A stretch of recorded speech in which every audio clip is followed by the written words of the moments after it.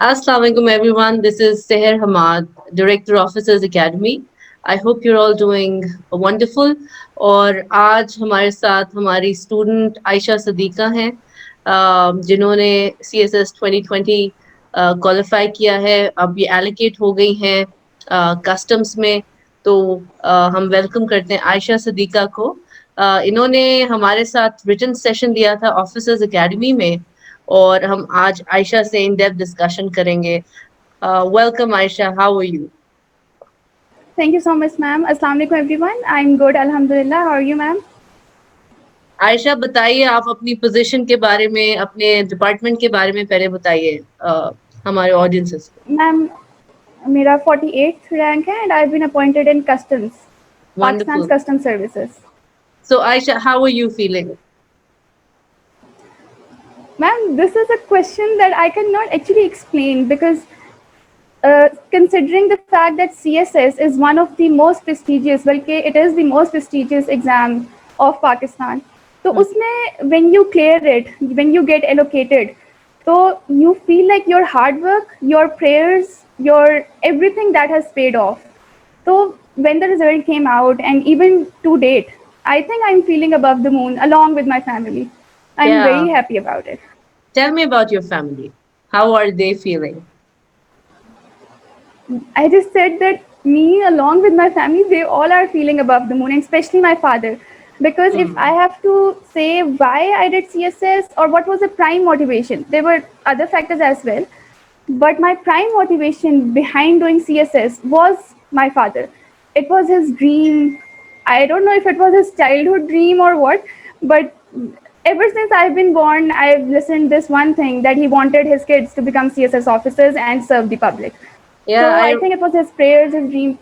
I remember you always keep telling us about your, father and his dream of you becoming a civil servant, and here you Yes, are, mashallah, with yes. the prayers of your Alhamdulillah. parents and with all the hard work that you've done, mashallah. So, Aisha, what Thank you. is your academic qualification? Ma'am, I've done O and A levels, and after that, I did bachelor's in business. My specialization was in accounting and finance, and I did that from Forman Christian College. Back All in right. 2018, I graduated as, yes, I was the valedictorian of my university as well. So Wonderful. I have 4 gold medals too. Yes, Wow, wow, even before that's that, brilliant. I've always been a high academic achiever. In my A levels, I had straight A stars and 2 distinctions. So in Wow. accounting and Huh. finance, I had highest marks in Pakistan, and in business administration, I had highest marks in Punjab or Lahore. I have Oh, 2 distinctions. wow. I can't recall if it's Lahore or Punjab. Oh, wonderful, wonderful, Ayesha. इतनी Thank achievements के you. बारे में हमें नहीं पता था, लेकिन आज हमें पता चला है कि आप तो शुरू से अचीव कर रही हैं, माशाल्लाह. So you been an achiever शुरू से. आयशा, आपने कौन से ऑप्शनल सब्जेक्ट्स रखे in your written part of CSS? Ma'am, मेरे optional subjects were accounting and auditing, business administration, mercantile law, gender studies, and history of Indo-Pak. Alright. तो आयशा, आप officers academy में जो आपने हमारे साथ सेशन लिया, फिर आपने मॉक एग्जाम्स भी दिए यहाँ पे, डिटेल में आपका एनालिसिस, थोरो एनालिसिस हुआ. I remember checking your essays. तो आप बताइए कि Yes. आपका कैसा एक्सपीरियंस रहा हमारे साथ ऑफिसर्स एकेडमी के साथ? मैम, मेरा एक्सपीरियंस वाज वेरी गुड. मतलब I scored good marks in my written exams, और that was probably because of the mentorship you people gave. और इंग्लिश एस्से का तो एंड तक मैं आपको काफ़ी तंग कर रही थी कि मुझे समझ नहीं आया था कि how I am going to go about it. लेकिन एंड तक आपने मुझे काफ़ी अच्छा लेके चली. यू डिडंट से कि यूर बोदरिंग मी या बार बार आ जाती हो इससे की प्रॉब्लम्स लेके, एक ही सब्जेक्ट है उसी को पकड़ के बैठ गई हो. तो I think my teachers at Officers Academy, they have all been very helpful. Or specifically I would like to mention here about gender studies के gender studies के आप लोगों के notes बहुत अच्छे हैं. Such precise notes, वो एक book compile की हुई है सर हमाद ने, that book is outstanding. मतलब that is the only book I did gender studies के लिए. ऐसे ही mercantile law के and business administration के your notes are very good, precise, to the point, and something which will not waste your time. क्योंकि thank CSS you. में I think it's more about smart study than just keep on studying. तो जब आपको पता होता है ना कि this is what you have to do when you have the right direction with you, तो आप बहुत अच्छा परफॉर्म कर सकते हैं। And I think officers academy played the vital part in that, मुझे गाइडेंस देने में, डायरेक्शन देने में और एक पुश करने में। बाकी तो बच्चे के ऊपर भी होता है, क्योंकि बिल्कुल। सब तो नहीं पास होते। It's just 1.96% students who have to clear the written part. तो it's hmm. On the student as well कि वो गाइडेंस को बिल्कुल। किस तरह से ले रहे हैं। लेकिन बिल्कुल। ऑब्वियसली अकेडमी ने, आप लोगों ने, I think it has been possible because of you people, वरना तो नहीं नहीं, वी मैं तो थिंक हिल ही इट्स पड़ी थी योर सारी। Effort, we are there to facilitate, but it's your effort, आपने इतना एफर्ट किया है। करंट अफेयर्स के बारे में बताइए कि करंट अफेयर्स ज्यादातर स्टूडेंट्स जब ज्वाइन करते हैं सो दे आर रियली स्कैर्ड कि हमें करंट अफेयर्स का नहीं पता है। तो आपका क्या था व्हेन यू ज्वाइंड? तो क्या आपको कोई आइडिया था अबाउट द वर्ल्ड, या फिर आपने हमारे साथ ही अकेडमी में स्टार्ट किया अबाउट करंट अफेयर्स? अच्छा, मैंने दो चीज़ें, एक तो यस करंट अफेयर्स में मैं भी उसी तरह से जैसे बाकी बच्चे होते हैं, I was not in it I, was was not in टू न्यूज़ और whatever was happening around the world. लेकिन एक तो सर हमारे के lectures of current affairs, they are very good. और सेकेंडली जिस जिस टीचर को मैं मिली, and specially you also I think in first और सेकेंड लेक्चर टोल्ड अस कि आप लोग न्यूज़पेपर पढ़ें। और the day I listen to it, उसके बाद से मैंने न्यूज़पेपर नहीं छोड़ा। तो मेरे ख्याल में दीज वर टू थिंग्स, एक नोट्स लेक्चर, आपके वो गोल्डन नोट्स स्पेशली, और देन न्यूज़पेपर्स। ओके। न्यूज़पेपर तो मैं कहूँगी not only in current affairs, because C S aspirants would be listening to this interview as well. तो न्यूज़पेपर इज़ द क्रक्स। जो मेरा टेक अवे है फ्रॉम द होल प्रोसेस, वो यही था कि न्यूज़पेपर इज़ द क्रक्स। आप newspaper को पढ़ें, it will help you in your Pakistan affairs, current affairs, even in Islamiat और इस तरह के सब्जेक्ट्स में भी। आप यू कैन कोट एग्जाम्पल्स, ऐसे में भी मेरा हम्म। तो ऐसे भी सारा करंट एग्जाम्पल बेस्ड था। हम्म। तो आपने तो कौन सा, करंट अफेयर, आप बताइए हमारे सुनने वालों को कि आपने कौन सा ऐसे अटेम्प्ट किया था? The one on foreign policy, अच्छा। Global power dynamics and Pakistan foreign policy. Alright. ठीक है। एंड आपने तकरीबन कितने वर्ड्स का ऐसे लिखा था? लाइक यूजुअली लोग बेंचमार्क करते हैं I think 2500 को। I did reach the limit. It would have been of 2,800 to 3,000 words. Alright. और आपकी जो आउटलाइन थी ऐसे की, वो कितना ज्यादा डिटेल में थी, या आपने कितने पेजेस पे लिखी थी आउटलाइन ऑफ ऐसे? My outline was quite comprehensive. वो चले गई होगी 2.5 pages पे। I cannot remember everything right now. मतलब it's hard for me to recall every exact detail, but I think 2.5 pages की हो गई थी। पर मेरी outline was bullet based, मतलब short statements, not lengthy बिल्कुल। lines, simple हम्म। short statements, phrases कह लें बिल्कुल। आप। बिल्कुल। That's what I always recommend कि आपने पूरे फुल फ्लेज पैराग्राफ्स नहीं लिखने होते हैं in in your outline, because अगर पैराग्राफ्स यहाँ हैं तो what's the point of the whole detailed ऐसे? Yes, अपने आउटलाइन में what's सिर्फ the ब्रीफ point? पॉइंट्स देने होते हैं। हाँ जी। सो आप ये बताइए, जैसे आप बता रही थी कि पाकिस्तान अफेयर्स में भी आपको ऑफिसर्स अकेडमी बहुत हेल्पफुल हुआ, उसके बारे में बताइए। Yes, Sir Jaffrey's lecture specifically, I would say. पता है टीचर्स के लेक्चर्स अगर आप ले लेना, because when they are saying something, those are the golden words. और अगर आप उसको नोट डाउन कर लें और उनके डायरेक्शंस पे चल लें, तो I think it does make a difference, बल्कि it is what makes the difference. तो पाकिस्तान अफेयर्स मैंने सर जाफरी से ही पढ़ा था from officers academy, and I really liked it. Hmm. उसके अलावा न्यूज़पेपर थे। I did बिल्कुल। not use any book. I did not use any notes as such. But lecture plus newspaper. That is what I did in hmm. Pakistan Affairs. Alright. So Ayesha, vocabulary के बारे में आपने कैसे prepare किया? Because vocabulary से भी again a lot of students are really scared कि बहुत एडवांस्ड वोकैबुलरी है, जीआरई वर्ड लिस्ट करें या कौन सा तो आपने उसको, how did you go about it? Ma'am इसके लिए I use a two pronged approach, I would say. एक वही newspaper, because when you are reading newspaper तो काफ़ी सारे ऐसे वर्ड्स आते हैं which are new to you, और which are the ones that are being used in the exam actually. तो आप न्यूज़पेपर पढ़ें। एक तो आप जब डेली पढ़ते रहेंगे, 3-4 महीने भी आप पढ़ रहे हैं, तो वो जब नए वर्ड्स आपको आते जाएंगे तो वो एक खुद ही दिमाग में बैठेंगे कि this is what the word means. और सेकेंडली अगर आपको ज़्यादा वोकैबुलरी बिल्ड करनी है, वो मैंने भी की थी, and this tip was given by sir Hammad कि आप लोग रोज़ सुबह उठें। You people gave us a list of words, वो जीआरई वाली ही लिस्ट थी। उसी को मैं सुबह उठ के डेली 10 वर्ड्स जो है वो मैं पढ़ती थी, मतलब सिर्फ पढ़ती थी। with meaning with sentences, because the notes that you have prepared of those words, उसके अंदर आगे sentences भी लिखे हुए हैं, उसकी explanation भी लिखी हुई है. तो if you read the explanation, तो उससे फ़ायदा ये होता है कि word आपके दिमाग में बैठ जाता है instead of cramming the word, क्योंकि cram करके तो बच्चा भूल सकता है. तो जब आप वो चीज़ समझ लेते हैं, explanation कर लेते हैं, तो वो काफ़ी अच्छा रह जाता है. तो I used to read those words along with the meaning and the sentence. ठीक है. डेली 10 वर्ड्स और So फिर नेक्स्ट डे मैं वो that was a previous day he routine that you followed. Sorry. So you made a routine that you were doing vocabulary every day. Yes. And you do recommend कि vocabulary को एक आपको continuous effort चाहिए होता है. Yes, if अगर तो your vocabulary is of that high level कि आपको लगता है कि भाई I don't need to go through it. मुझे लगा था इन माई केस कि मैं इवन दो मैं I been in an English medium school throughout, लेकिन जो वर्ड्स आप GRE स्पेसिफिक वर्ड्स है उसमें काफ़ी ज़्यादा डिफिकल्ट वर्ड्स दिए हैं. Even though base root word वही होता है, लेकिन आगे नहीं समझ में आता कभी कभी. तो अगर आप if you do go through the list, I think that would be helpful. Alright. तो आई वुड रिकमेंड. अच्छा आयशा, ये बताओ कि आपने अकाउंटिंग पहले भी पढ़ा है, जैसे आपने बताया बैचलर्स में. तो आपको लगता है कि जो बैचलर्स का अकाउंटिंग का जो लेवल है, अगर किसी ने लेट्स से बैचलर्स में अकाउंटिंग मेजर्स किया, या लेट्स से MBA में अकाउंटिंग के साथ रखे हैं सब्जेक्ट्स, तो क्या is it easy for them to go for accounting in CSS as well? Yes, I think it's very easy for them. क्योंकि ऑल्सो द फैक्ट कि मेरा ए लेवल्स में भी अकाउंटिंग था, तो वहाँ पे अगर आपका ओ लेवल्स बैकग्राउंड में भी अकाउंटिंग है, तो फिर तो बहुत ज़्यादा it's very helpful, because you already know the technicalities and you know how you going to go about it. बस एक थोड़ा सा डिफरेंस जो मुझे थोड़ा सा फील हुआ था CSS में and the way I had studied accounting before.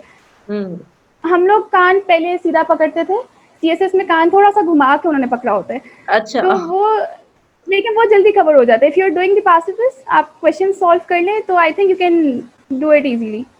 हाँ, ये तो बहुत इम्पोर्टेंट है. अकाउंटिंग से काफी बेसिक. ये इम्पोर्टेंट बात की आपने कि पास्ट पेपर्स को सॉल्व करना बहुत जरूरी है. So you understand the trend, you understand कि क्वेश्चंस किस तरह के आ सकते हैं. बिल्कुल. कहाँ से हैं and how you are going to answer them. और अकाउंटिंग में तो ये स्पेशली बिकॉज अकाउंटिंग में कहते हैं practice makes a man perfect in accounting, और अकाउंटिंग के पासिबल क्वेश्चन से बेहतर प्रैक्टिस आप कहीं से नहीं कर सकते. बिल्कुल ठीक है. अच्छा ये बताओ आयशा कि अभी आपने न्यूज़पेपर्स के बारे में बात की, तो एडिटोरियल्स जो हैं वो आप एक पर्टिकुलर न्यूज़पेपर फॉलो कर रही थी, या आप मल्टीपल न्यूज़पेपर्स जो है वो पढ़ रही थी? नहीं, आई ओनली यूज्ड डॉन का न्यूज़पेपर. अच्छा. रिटन के ठीक है. टाइम पे. ठीक है. सो लेकिन apart from that I used to read quite a lot of articles, अच्छे renowned authors के, जो मुझे लगते थे कि ये अच्छे हैं, तो I used to read those articles as well. अच्छा, इसके अलावा फॉरेन आपने कोई मैगजीन्स कंसल्ट किए, या उसमें आप बताइए. इकोनॉमिस्ट मैंने थोड़ा सा देखा था, इंटरनेशनल मैगजीन में अगर कहें तो, लेकिन जस्ट अ बिट, क्योंकि रिटन के टाइम पे भी इतना मेरे पास टाइम नहीं होता था कि मैं न्यूज़पेपर को भी पढूं और फिर मैगजीन्स को भी पढूं. तो because I was working as well, तो इसलिए टाइम मैनेजमेंट की वजह से, वरना if students have to do that, वो बहुत दैट्स एन एडेड बेनिफिट कि आप न्यूज़पेपर भी पढ़ रहे हो और आप दूसरे मैगजीन्स भी पढ़ रहे हैं. अच्छा आयशा, अपने स्टडी प्लान के बारे में बताओ कि आपने कितने मंथ्स लगाए प्रिपरेशन में, और आपका क्या रूटीन होता था? मैम, मेरा थोड़ा सा डिफरेंट रहा है थ्रू आउट. कहने total time period was 6 months. That is when I join officers academy. मेरे ख्याल में जून या जुलाई के सेशन में मैंने ज्वाइन की थी, and that is exactly when I started studying CSS. लेकिन शुरू में मेरा बस यही था कि I used to take lectures, और उसको मुझे दोबारा से घर जाके उसको भी कुछ करने का टाइम नहीं मिलता था. ऑलमोस्ट जब 3 महीने रह गए थे, that was when I actually started preparing for CSS. मैंने अपना एक रूटीन शेड्यूल सेट किया, क्योंकि अकेडमी से फ्री हो गए हुए थे 2-3 महीने पहले एग्जाम से. तो मैंने अपने टाइम टेबल बनाया, और कह लें कि फिर मैं ऑलमोस्ट 6 to 7 आवर्स अपनी पढ़ाई को देती थी. और 1 महीना पहले तो it was like I shut my self in my room, और बस मैं फिर CSS के ही उस पर कर रही थी. तो overall it was of 6 months. लेकिन बेसिकली अगर आप देखें कि ओनली CSS स्पेसिफिक अगर मैं हो गई थी, तो दैट वाज फॉर 3 months. अच्छा, तो आपने ऑप्शनल्स और कंपल्सरी आप साइमल्टेनियसली पढ़ी थी, या आपने एक एक दो दो सब्जेक्ट्स का बनाया हुआ था रूटीन पढ़ने का? जो लास्ट मंथ था उसमें मैंने एक एक दो दो का बना लिया था, लेकिन शुरू में मैं simultaneously I was doing it कि कभी स्टार्ट सुबह उठ के इंग्लिश, जैसे मैंने आपको बताया वोकैबुलरी का करती थी, and then if you are reading newspaper तो उसका मतलब है कि you are doing English as well as current affairs and Pakistan affairs, तो वो तीनों चीज़ें साथ चल रही हैं। हम्म। अकाउंटिंग और ऑडिटिंग मैंने शुरू में बिल्कुल नहीं किया था, जेंडर स्टडीज भी मैंने शुरू में बिल्कुल नहीं किया था, एंड में इन लोगों को किया, इन सब्जेक्ट्स को किया था, हम्म। और वो मैंने फिर अलग अलग एक वीक एक सब्जेक्ट को दे दिया, एक वीक एक सब्जेक्ट को दे दिया, and I was able to cover it up. ठीक है। तो ये बताओ आयशा कि did you feel any stress during exams routine का, या एक प्रेशर होता है कि सीएसएस एग्जाम के लिए जा रहे हैं, so did you feel any stress? Yes, I did. Alright. First exam में I was quite stressed out. English essay का ऊपर से पहला एग्जाम था, और इंग्लिश एस्से में I was not very confident. मुझे था कि पता नहीं, this is the paper where every one gets flunked, तो मेरा भी यही होने वाला है। लेकिन when I went there things turned out to be very different. हमें ये मतलब परसेप्शन ये था कि सीएसएस के इन्विजिलेटर्स अच्छे नहीं होंगे, और वो आपको अच्छा ट्रीट नहीं करेंगे। और फिर जैसे मेरा बैकग्राउंड ओए लेवल्स का था, तो हमारा एग्जामिनेशन हॉल काफ़ी अच्छा होता है, if people know about it. उससे अगर हम कंपेयर करते थे कि पता नहीं पाकिस्तान का सिस्टम कैसा होगा, ये वो, और लोग डराते थे कि आपने टाइम से पहले पेपर छोड़ देना है, इन्विजिलेटर आपसे बहुत स्ट्रिक्ट होगा। लेकिन this is not how it was. Hmm. बहुत फ्रेंडली, मतलब मेरे केस में इट वॉज क्वाइट फ्रेंडली, और वो आपसे स्नैचिंग भी नहीं कर रहे थे। अगर आपका पेपर नहीं हुआ तो यू कैन राइट, लेकिन मुझे लगा कि मुझे पेपर छोड़ देना even if I haven't completed it. तो मैंने हम्म। एस्से की कंक्लूजन सिर्फ 2 to 3 लाइन्स की लिखी थी, और may be hmm. 3 or 4 lines की, तो अभी आई हैड टू राइट मोर। पूरा कंक्लूड नहीं हुआ था। हम्म। लेकिन व्हेन दैट पर्सन सेड कि आप जो है drop your pens, I dropped my pen because I was kind of afraid कि मैंने अगर पेन नहीं छोड़ा, बच्चे जिनकी सेकंड थर्ड अटेम्प्ट थी दे केप्ट ऑन राइटिंग, और मैंने इधर हम्म। देखा उधर देखा, मैंने what is this, they are still writing, and I realize कि मैं भी थोड़ा सा लिख सकती थी। उन्होंने ऐसे कोई कुछ नहीं किया। लेकिन अच्छा है, वो आपको रिलैक्स करते हैं, वो आपको इतना प्रेशराइज नहीं करते, मतलब आप अगर पहले रिलैक्स होके जाएं तो इट वुड बी बेटर। इसीलिए हम्म। मे बी सीएसएस में जब आपकी सेकंड थर्ड अटेम्प्ट होती है तो you clear it. First hmm. Attempt में आपको पता ही, आपको लोगों ने डराया होता है कि भाई it's going to be a holocaust of yours, और आपको पता नहीं मार ही देंगे, सबको ही मार देंगे, लेकिन ऐसा नहीं होता। Hmm. So you have to feel relax. तो you kept on your faith, और हो गया फिर, है ना? Sorry, didn't I get said it. you kept on your faith, or that resulted in a victory for you. Yes, अल्हम्दुलिल्लाह। माशाल्लाह। सो आयशा, कोई ऐसा मैसेज जो आप उन लोगों को देना चाहती हो जो कि अभी प्रेपरेशन स्टार्ट कर रहे हैं, और बिल्कुल आपकी तरह चाहते हैं कि सीएसएस क्वालिफाई कर जाएं और अच्छे डिपार्टमेंट में एलोकेट हो, तो उनको आप क्या ऐसा मैसेज देना चाहती हैं जो उनके लिए फ्रूटफुल हो? आई थिंक इफ यू, एक तो ये कि फेलियर एंड सक्सेस सीएसएस में it is not in your hands. You can put your most effort, लेकिन remaining CSS is very unpredictable, क्योंकि पासिंग रेट इज ओनली 1.9, मतलब हार्डली 2%। हर साल यही होता है। तो hmm. Even if you fail in CSS that does not mean that you have failed in your life. तो इसको जिंदगी मौत का मसला नहीं बनाना, ठीक है। रिलैक्स होके अपनी जर्नी को लेके चले, एंजॉय योर लाइफ साथ साथ।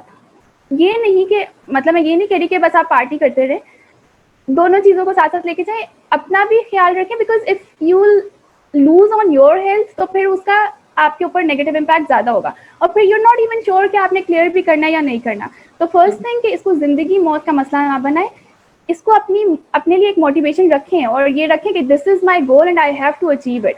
लेकिन अगर नहीं भी होता तो it's okay, because this is not the end of life, right. Instead it is the beginning of a new life, you can say one way. Wonderful secondly, Aisha. जी, सीएसएस, बोलो। Carry on. 3 चीज़ें मेरे ख्याल में, right direction, prayers and your dedication and hard work. अगर वो तीनों, if there is a blend of those 3 things, तो anyone can I think do it. Wonderful, माशाल्लाह। अच्छी बातें आयशा हमें बता रही है। तो Aisha, thank you very much for taking out time, और आपने बहुत सारा ऐसी चीजें डिस्कस की जिससे सुनने वालों को डेफिनेटली बेनिफिट हो सकता है। Thank you very much for coming on live with us. Thank you. Thank you for inviting me, and it had been a wonderful session. Thank you. Alright.